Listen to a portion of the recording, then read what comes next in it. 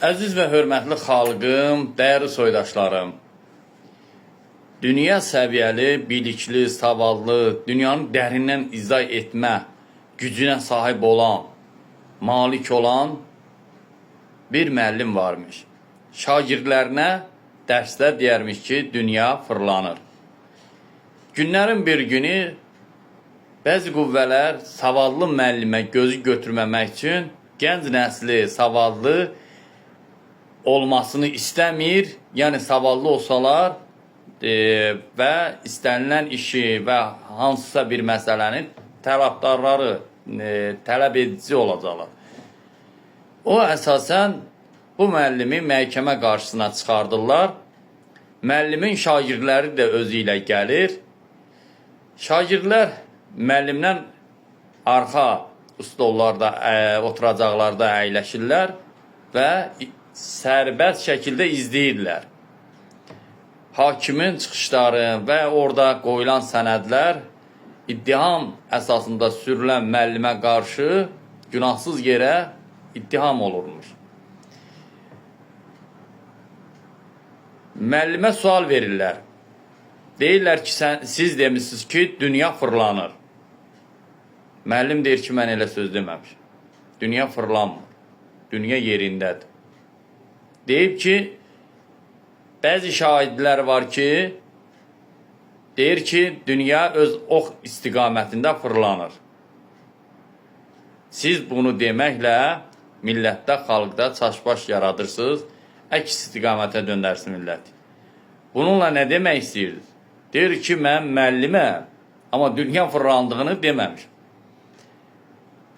Hakim baxır ki, sübuta yetirilmədi, qərar çıxardırlar, nə buraxırlar. Əfv eləyirlər.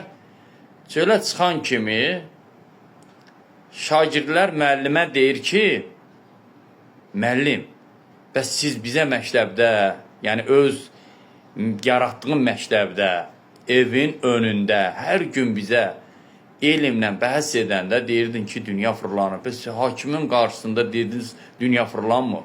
Bu necə olur?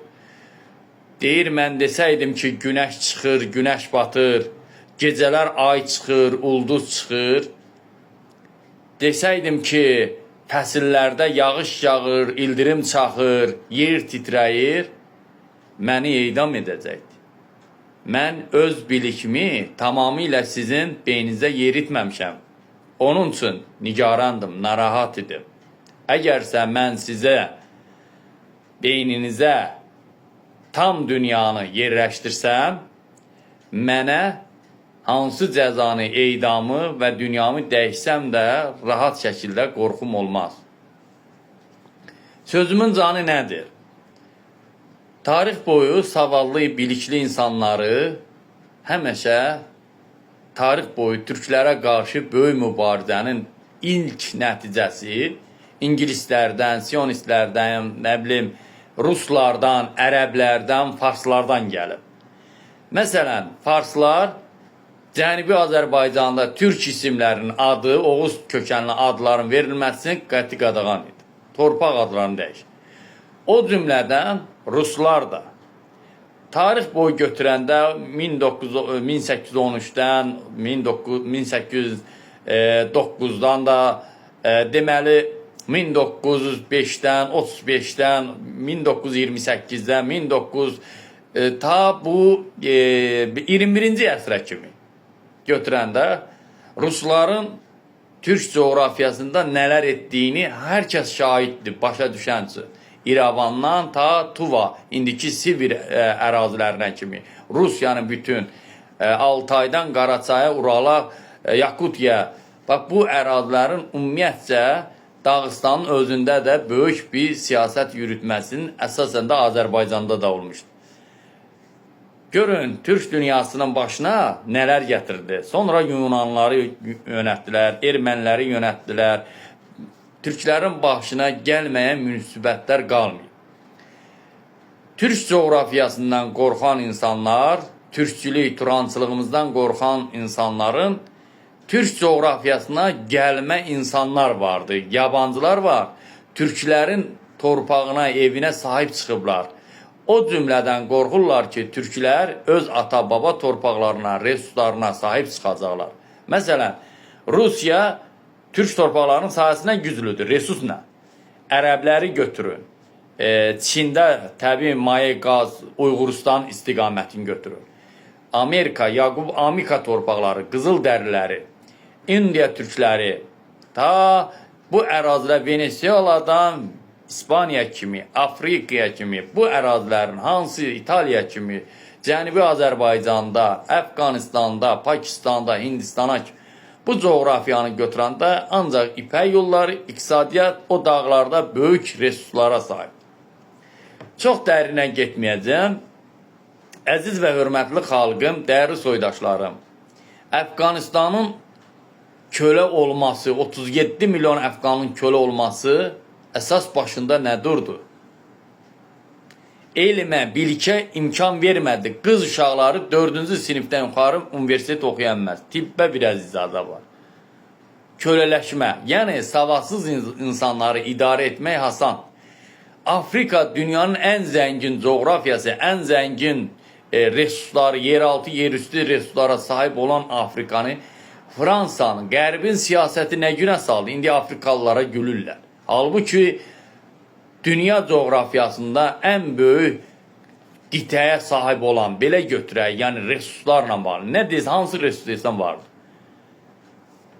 Bugün İndoneziyanın özünü götür, kölələşmə. Pakistanın özünü götürün, kölələşmə. Hindistanın özünü götürün, kölələşmə. Çinin özünü götürün.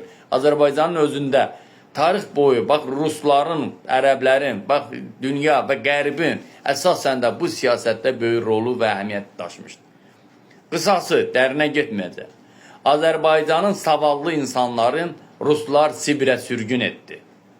Baş bilənləri aradan götürdü. Şər böhtan atdı. Ayıltmasın deyə. O cümlədə, bax, götürün, Hüseyin Zavidi götürün. Savadına görə, Mikail Mişviki götürün. Deməli, Seyid Əzim Şirvani. Seyid Əzim Şirvaninin deməli, may ayının 1888-ci ildə satırasının əsasında yazdığı 20 mayda 53 yaşında mollaların siyasəti nəticəsində kafirdir, məscidə gəlib döyərək xalqın, millətin ayağının altına ataraq öldürdülər. Baxın, bizim savadlı gənclərimizi, Nəsimi kimi şairlərimizin söz sahibi olanlar, tarixdə hələ izləri bilinməyən və aradan götürüb heç kitaba düşünməyib, arxivini siliblər. Çox minlərlə Türkün məhv olmasına səbəb oldu və Türk dünyasının coğrafiyasının aşağı səviyyə salmasının zəifləməsi ibarət oldu. Bizim Türkistan coğrafiyamız ondan ibarətdir ki, xalqları birləşdirib tərkibimizdə böyük super güclərə qarşısında sinə gəlmək və haqq ədaləti bərpa etmək. Biz turançılığı türkçülüyümüzlə bağlı qurmuruq. Biz turançılığı tərkibimizdə, bütün tərkibimizdə olan, bir bayraq altında olan etnik qrupların başqa xalqların ayağının altında qalıb əzilməsin deyə. Yeganə türk xalqıdır ki, bütün öz tərkibində olan etnik, millətindən, irqindən asılı olmaraq sahib çıxır. Amma başqa, Çin kimi dövlətdə hansısa bir millət, etnik, ən aşağısı 683 minə yaxın Çində tayfa var. Dövlət nə də bayraq yaradamır. Hindistanın özündə götürəndə deməli 546-ya yaxın tayfa var, etnik qruplar var. Təqribən götürürəm, fikrimi çatdırmaq üçün. Dövlət yarada bilirmi? Orada hansı Çində də, Fransada, Hindistanda da dövlət yaratmaq istəyən qüvvələr, Pakistanda, məsələn, onu ingilislər edir və bəzi qüvvələr, güclər edir ki, siyasi məsələyə əsas. Məsələn, Bangladeş kimi dövlətçilik, neçə bir dövlət yaradırlar, muxtariyyət verirlər. Dərinə getməyəcəm. Mənim sözümün canı ondan ibarətdir ki, uzun illərdir ki, bizim Azərbaycanda ərəbləşməyi apardılar, farslaşmanı aparırlar. Bugün, yenə də deyirəm, din altında Allaha təmiz ibadət yox, İslama təmiz ibadət edənlərin çıxmaq şərti ilə, amma İslama təmiz ibadət etməyən şəxslər kimlərdir? Bəzi qüvvələr, bəzi erməni kimi tayfalar və türkçülüyümüzü sevməyən qüvvələrdir, qarşı çıxandır, yəni türk düşmənləridir. Din altında, din pərdəsi altında farsların hakimiyyətini dəstəkləmək və Azərbaycanı işğal etmək siyasətindən ibarətdir. Və sapı bizdəndir, balta söhbəti var, meşəyə daxil olur, qırır. Bax, o formada gənclərin beynin Türkiyədə, Azərbaycanda, Qazaxıstanda, Özbəkistanda, Qırğızstanda, Borçalıda zəhərləməklə, yüməklə ordu yaratmaqdır. Bu da İranın Sepah terror təşkilatının siyasətinin nəticəsindədir. Bəllidir ki, Cənubi Azərbaycandakı prezident söz sahibi ola bilmirsə, Sepah idarə edirsə, əmin olun ki, o Sepahın və yüz minlərlə, milyonlarla pul xərclənməsi ziyarətdən, resurslardan öz məqsədlərinə çatmaq üçün edir. Çox dərinə getməyəcəm. Bugün bizim Türk dünyamızın gənc nəsli olan, gənc nəslə örnək olan, gənc nəsliyə savadlı olun, bilikli olun. Nəyin arxasınca gedirsiniz dərinlə? İzah edin, oxuyun, düşünün, düzgün addım atın deyə. Azərbaycanın üç rəngli bayrağına, gerbinə, millətinə, dövlətinə, dövlət başçısına təmiz, sadiq olmağı arzu edən bir gəncimiz qarşı farspərəslər, belə deyək, türkçülüyümüzü qəbul etməyən qüvvələr hər bir millətdən desək də bizim Çeviş qardaşımıza qarşı böyük siyasət yürütdülər.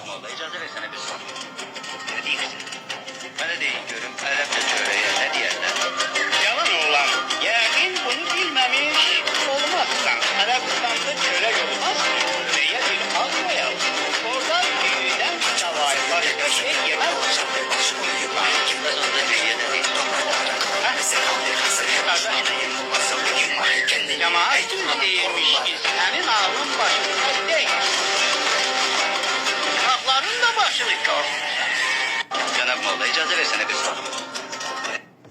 Baxın, əziz və hörmətli xalqım, Çevik Azərbaycanın vətən müharibəsində 44 gündə layiqincə döyüşüb dövlət tərəfindən medallara sahib olub. O medallar hər oğula, hər igidə verilmir. O medallar vətənin, millətin, ərazi bütövünü, namusun, qeyrətin uğrunda canını fəda edənlərə təltif olunur. Çevik Azərbaycanın qeyrətli oğullarından biridir. Çevik kimi qeyrətli oğullarımız çoxdur. Çeviki ləkələmək, çeviki gözdən salmaq, yəni bu gənclər ayılmasın, bu gənclər irəli getməsin və fars başlara xidmət edən olsunlar. Molla rejiminin bəzi, yəni yenə də deyirəm, bəzi din pərdəsi altında farsa xidmət edənlərə xidmət etmək üçün kölələşdirmək, savadsızlıq etmək, Azərbaycanın dövlət məmuruna, başçısına və bayrağına, gerbinə, millətçiliyinə qarşı İran siyasətinin yürüdülməsi idi. İran siyasəti burada insanları, məmurları, dövlət başçısını, Azərbaycanın bayrağını daxilində gözdən salmaq, istənilən iftiralar, istənilən çirkin oyunların qurulmasında böyük rol oynayır. Daxilimizdə olan düşmənlər əsasında rol oynayır və rahat əli çatır. Ona görə mən dəfələrlə demişəm ki, Azərbaycan Respublikasının Nazirlər Kabineti qərar qəbul etməlidir ki, İranı tərifləyən insanların millətçiliyi, dövlətçiliyi, yəni gerbini, əlində olan pasportunda kimliyin yazılmasını silinib yola salınmalıdır. Həbs etməyə ehtiyac yoxdur. O insanların ailə üzvlərində şərtlər qoyulmalıdır, yoxlanmalıdır, günahsız qalmalıdır, günahını da özünə qoşub göndərməlidir. Onlar düzdür, gedib orada Azərbaycandan gedib və bilirsiniz ən çox hansı rayondan, bölgədən və şəhərdən gedirlər İrana satqınçılıq edirlər. Bu dövlətimizə, bayrağımıza bir xəyanətdir, millətimizin uğruna, qələbəsinə, bu boyda əziyyətlərə xəyanətdir.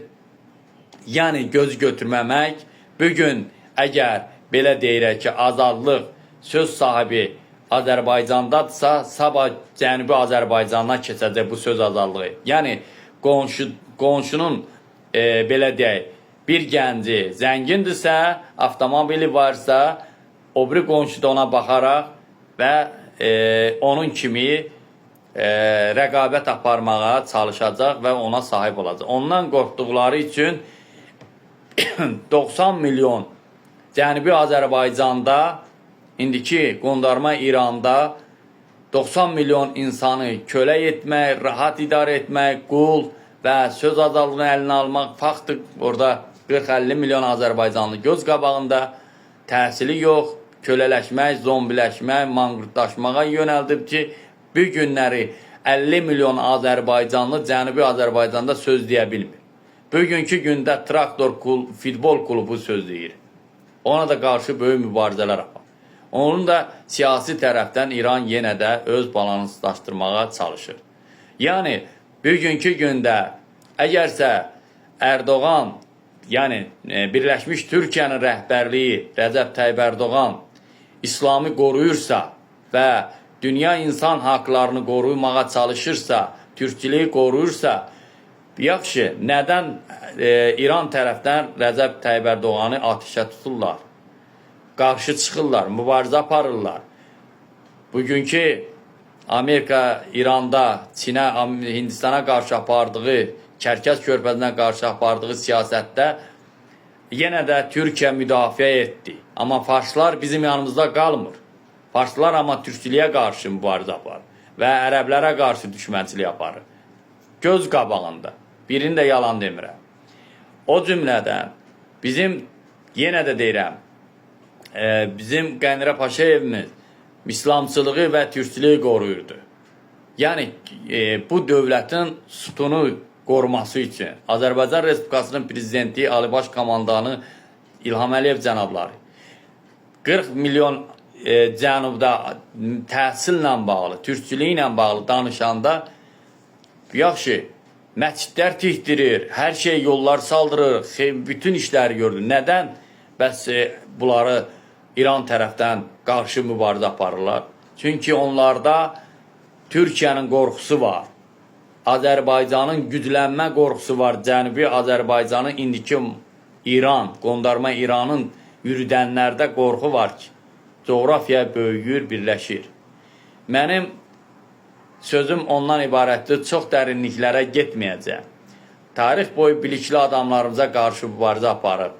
İndi də çevikə deyirlər ki, çeviki xalqı, millətin susqunluq yaratmaq üçün aparıblar və təmkin olsunlar. Amma mənim dövlətimizdən xahişim odur ki, əgərsə İran qüvvələri bir söz sahibinə, elm sahibinə, düzgün tələffüz edən insana demək istəyir ki, Allah yoxdur sözünə, o deyir ki, əgər qoysaydı ki, məqsədin, öz məqsəd fikri, yəni çevikin dediyi cümlə bu olsaydı ki, debat aparaq, gəlin dinlə, nə bilim, elmlə, heç kim gəlməyəcək.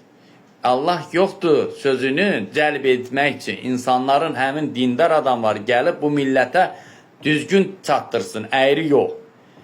Yaxşı, mən çevikin bütün rəylərində baxırıq, hamımız Azərbaycanlı.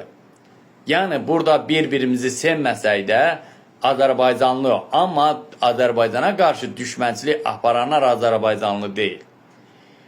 Bugünkü gündə nədən bəs mübarizə aparırlar? Deməli, həmin İran pərəstlər Azərbaycan dövləti üçün, Türkiyə dövləti üçün ən böyük təhlükədir. Əgər bir din adamının ətrafına yığılırlarsa, Türkiyədə ağ saqqallı bir din adamı var və Azərbaycanda onun ətrafına toplaşaraq və ziyarət edərək, yanında yığılırlarsa, din adamlarının, dəstəkləyirsə, bunlar üzdə Azərbaycanın bayrağı məsciddə saxlamaq, daxilində İmam Hüseyin deyərək İrana xidmət etmək. İmam Hüseyinin hardan bilirlər qara bayraq İmam Hüseynindir. Azərbaycan Respublikasının konstitusiyasında göstərilməyib və sübuta yetirilməyib ki, yəni dövlət qanunu ayrıdır, din dövlətdən ayrıdır. Amma konstitusiyamızda Allah sözünün rəsmi olaraq keçmir. Yoxdur. Ya və yaxud da hansısa bir din rəsmi olaraq keçmir. Ona görə Azərbaycanda multikultur dəyərlər əsasında söz azadlığı var. Əgərsə İmam Hüseyni və Məhəmmədi, Əlini düzgün dünya, bəşəriyyət insanlarına çatdırmaq istəyirsinizsə, onu gözəl şəkildə təqdim edin. Çox xahiş edirəm. Onu yanlışlıq yola dartmaqla özünüzü gözdən salırsınız, nüfuzdan salırsınız. Dünya ölkələrində aşağılamaq və deyirsiniz ki, bax, bütün izahlar da var din tərəflərdə. Biriniz şiri tərifləyir, biriniz ayın yerə gətirib, əlim qılıncla bölüb, ay səmaya qalxmaz. Bunu məntiqlə düşünəndə, axı, siz dindən kənara sözlər, cümlələr uydurursunuz. Yenə də deyirəm, hər bir dinə inanca böyük hörmətim, izzətim, dəyərlərim var. Amma bu inancı mən kənara qoyuram. Mən önəmi, üstünlüyü elmə verirəm. Elm, elmsiz dünya qaranlıqdır. Yəni, bugün təyyarəyə oturursan Amerika'ya. Bugün bu telefonla mən danışıram, siz görürsünüz. Elə də fikirləşməyin ki, yəni mən dinə qarşı ya ateizm, ya deizm, ya yox, xeyr. Bütün dinlərə hörmətim var. Mən əsasən Təngri inancını, Türk dünyasının öz ata inancını qoruma şərtində həmişə paylaşımlarda ya rəydə yazaram. Amma ki, mənim əsas inandığım, gördüyüm bu texnologiyadır, bu elmdir.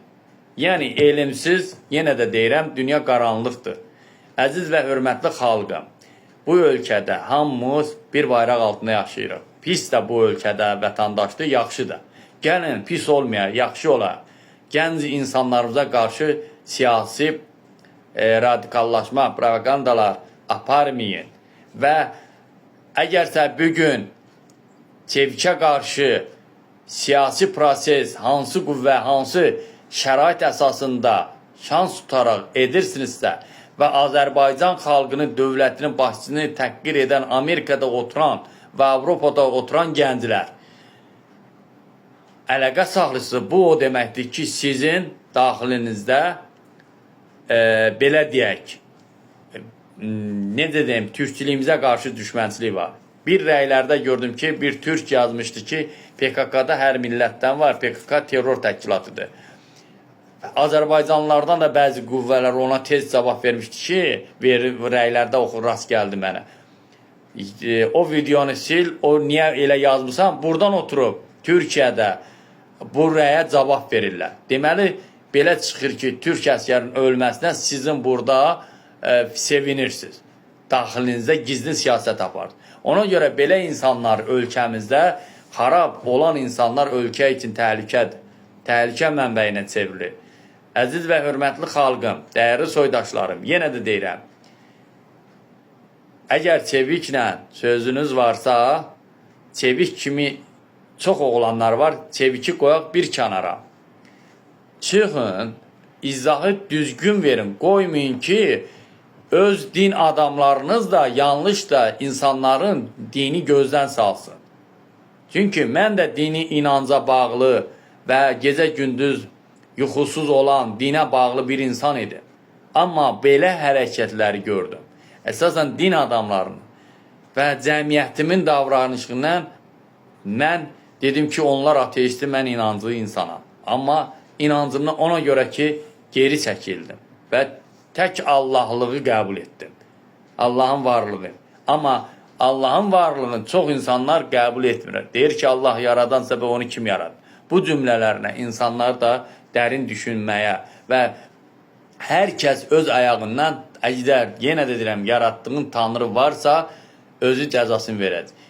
Bir də Tanrının yaratdığı canlıları Tanrı özü bilər. Özü istədiyi kimi öldürə də bilər, ömür də verə bilər, ömrün də ala bilər. Tanrı özü bildiyin özü edər. İnsanlar Tanrının mavini və köməkçisi deyil. Və heç bir insanın da ixtiyarı yoxdur qarşısındakı insana rəylər versin ki, siz niyə bunu dediniz? Nə üçün dediniz? Amma deyib, nə deyib, küfür edib, özü bilər, öz Allahı bilər. Ona heç bir insanın qarışacaq ixtiyarı yoxdur. Hər kəs özünə cavab deyir.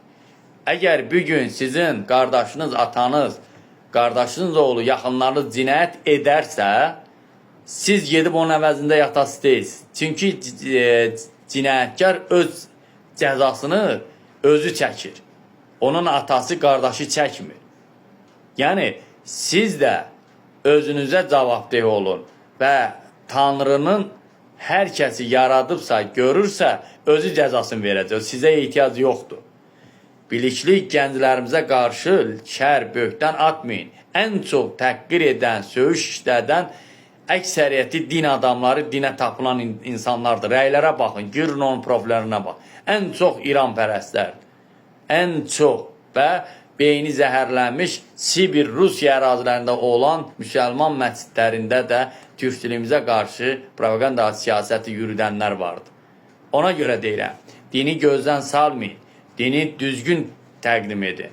Hərəniz İndoneziya, Afqanistan, indi Afrikaya yeri tutsunuz, Səudi Ərəbistan bir din yaradır, Pakistanda yaratdınız, Hindistanda, İranda da yer qalmır. Hamınızda bir-birinizdən yola getmirsiniz. Yaxşı, bu müsəlman ölkələr, dediyiniz müsəlman ölkələr, öz qəlbinizdə, öz beyninizdə yaratdığınız və özünüz deyirsiniz müsəlman ölkələr. Və niyə Avropa ölkələrinə qaçır? Niyə gedir? Niyə rahat şəkildə sərbəstlər, texnologiyanın rahat olmaz? Sizin xəbəriniz var, Qırğızstanda vərəmin çox soyuq olduğu yer yayılıb. Azərbaycanda, Hindistanda, Pakistanda, Afrikada. İnsanlar bir-birindən görüşmür ki, yoluxa bilər, virüs olub, bütün xəstəliklə. Sizin xəbəriniz varmı? Əfqanistanın insanları kölələşir, ölümə məhkum, ac, susuz, qayalarda, nə bilim, ilan kimi məliyir. Bununla, elmlə bunlar gedə bilməyəcək. İslamı dini fərqi yoxdur. Xristiyanı, Tövrəti, hansı dini, 99, Budizm, hansı din olur o? Ateizm olur. Orada elmi düzgün çatdırın ki, insanlar yaşaya bilsin. 1000 illərdə Əfqanistanda insanların cəmiyyəti kölələşməyə gedir. Sanki bir üzr istəyəm ifadəmə, heyvan kimi yetişdirilir. Olmaz. Bilikli insanların çox ehtiyacı var. Bilikli insanlar olmasaydı, bugün biz bu texnologiyada və 36-cı mərtəbəyə pompa beton vurmazdı. Bütün şüşələr, fincanlar, nə bilim, mətbəət əşyalar, geyimlər, bugünkü gündə texnologiyanın, avtomobillərin, təyyarələrin, qatarların olmazdı. Daş dövründə yaşardı. Sözüm çoxdur, dəyərli və hörmətli xalqım. Sizdən artıq dərəcədə xahiş edirəm. Azərbaycan gəncliyinə qarşı şər, böhtan atmayın. Bizim türkçülüyümüz, türk deyəndə çoxları qorxur. Bax, buradakı bir oğlan da var. Bundan da deməli ehtiyatlanırdı. Türkiyədə ancaq İranpərəstlər və Filistinlər olanlar. Bu barədə danışırlar ki, düzü sizi tam başa düşmürlər. Görürsünüz. Amma istəyirlər ki... Yəni, bir insan dərin düşüncəyə sahib deyilsə, ona nə qədər izah etsən başa düşəsi deyil. Bu yaxın günlərdə Qəzallılar, Ərəblər, Azərbaycan deməli bayrağın yeri atdı. Bu bayrağı yeri atan, indi deyəcəksə onların içində ermənilər vardı, PKK-lar vardı, nə kimlər vardı. Bu bayrağı atan göz qabağında başlarındakı o 2 metrə o parçadan bəllidir. Baxın ona. Gördüyünüz kimi Azərbaycanın bayrağının Avropada yerə atılması, burada Sepahın bir nömrəli əli vardı. Kim nə deyir desin. Həmin Fələstinlilər tarixdə, Ordaniya istiqamətində nə qədər türklərin başına oyun gətirdilər. Osmanlı əskərlərin başına nə qədər oyun gətirdilər. Bu tarixi faktlardır. Və ərəblər tarix boyu türklərə qarşı böyük qətliamlar, mübarizələr apar. Farsdan, ərəbdən, ermənidən, yunandan və sair kimlərdən bizə dost qardaş olmaz. Biz türklər hara, onlar hara. Misir türklərini ərəbləşdirdilər. Qətərin, Tunisin, Yəmənin, Bəbin, Suriyanın, İraqın türklərini ərəbləşdirdilər. Və qeyri-millətlər də vardı orada. Kərkiş Türkmən bölgəsində, Suriyada, İraqda qalan türklər Təbriz və Türkiyənin sayəsində qalıb. Qalan nə qədər var, hamısı kölələşdirdilər. Bir ərəb Uyğuristanda Çinə qarşı mübarizə aparıb deməyib ki, Uyğur müsəlman dövlətidir. Müsəlmanlardır. Ona görə susurlar ki, türkdür, göz yumurlar, qoy qırılsın türklərdir. Onlarda İslam qardaşlığı olsaydı qoymazdı. Dünyada yayardılar. İran Çinlə əməkdaşlıq edir, birlik yaradır. Türklərə qarşı düşmənçilik edir, Ruslar da türklərin torpağını işğal edib, türklərə qarşı qətliamlar, soyqırımlar yaradır. Çinlilər də, Farslar da, bax, bunlara baxın, fikir verir, ermənilərlə, nə bilim, o birisi ilə, Yunanla heç bir fərqi yoxdur. Baxın, onlar ancaq məqsədi din altında birləşib, siyasətlə birləşib, türklərə qarşı mübarizə aparır. Rusun siyasətinə özünüz izah edin, xahiş edirəm. Mənim deməyə ehtiyac yoxdur. Ruslar türklərə qarşı böyük siyasət yürüdür, məhv edir. Cənubi Azərbaycan siyasətləşməsində imkan verməyən Farslar, indiki qondarma İran dövləti, Rusla əlbirdir. İranda Türk adı qoymağı qəti qadağan edib, məktəblərin verməyib, edib bunu, söz azadlığının əlindən alıb, torpaq, toponim adlarını məhv etməyə çalışıb. Keçək ərəblərə. Ərəblər Kərkiş Türkmən bölgəsini məhv edir. Misirdən ta Qətərdən Suriya, İraq, Yəmən, Livana kimi, Qəzzaya kimi olan türkləri məhv etdilər. Davam edir, göz qabağındadır. Bugün türkçülüyümüzə qarşı çıxanlar yalnız türk düşməni ola bilər. Ondan başqa heç nə ola bilməz. Göz qabağında. Axı, bugün Yunanistanda Qıbrıs Türk Cümhuriyyətinin dövlətinin, Kipr dövlətinin yaradılmasında nə ərəblər, nə farslar heç kim dəstək vermədi. Çünki orada türk var idi. İspaniyanın özündə olsun. Nə bileyim, Texasın özündə, Meksikada olsun türklər. Və İslamı qəbul etmiş türklər də var. Göz yumurdu. Arakandanın özündə türklər vardı. Bir yarı faiz türklər vardı. Müsəlman adına Arakanda müsəlmanların qırırdılar. Etniklər çox idi. Niyə İran və Səudi Ərəbistan səs çıxmadı? Ona görə, əziz və hörmətli Türk dünyasının milləti, kəndinə dön, ərəbləşmə, farslaşma, kəndinə dön. Dünya insanlığını qoru yine. Heç bir millətə qarşı mübarizə aparma, ancaq öz coğrafiyanı və dünyada insanlığı yay. Ey Türk, ərəbləşmə, farslaşma, kölələşmə, zombiləşmə, manqurtlaşma. Sən bir türksən, türkə yaraşmaz. Hansısa bir türk düşməninə boyun əyib, qarşısında qatlanar. Bizim torpaqları, coğrafiyanı ələ keçirdən düşmənlər bizim özümüzü də məhv etməyə çalışır. Onun üçün deyirəm, çevik kimi oğlanlara Azərbaycanın ehtiyacı var. Minlərlə, milyonlarla. Babəki satan, çeviki nə var ki satmağa? Babəki ərəblərə satan, yenə də məqsədi Türk oğlu çeviki ərəblərə, farslara satacaqlar. Və çevik kimi oğlanları ərəblərə, farslara satacaqlar. Əziz və hörmətli xalqım, dəyərli soydaşlarım, yenə də təkrar edirəm. Babəki ərəblərə satanlar çevik kimi oğlanları da ərəbə, farsa satacaqlar. Kəndinə dön ey Türk dünyası, kəndinə dön. Yaşasın türkçülüyümüz Yaşasın insanlığımız və bəşəriyyətimiz kainatımızda canlılara canlı kimi baxıb qiymət verənlər. Çevikə, yaşıl işıq, azadlıq, bilikə, zehninə daha da dərin olmasını və əsl türk oğullarını öz biliyi ilə onların maarifləndirilməsinə ehtiyac etdiyi olduğu kimi davam etsin. Yaşasın türkçülüyümüz, yaşasın çevik.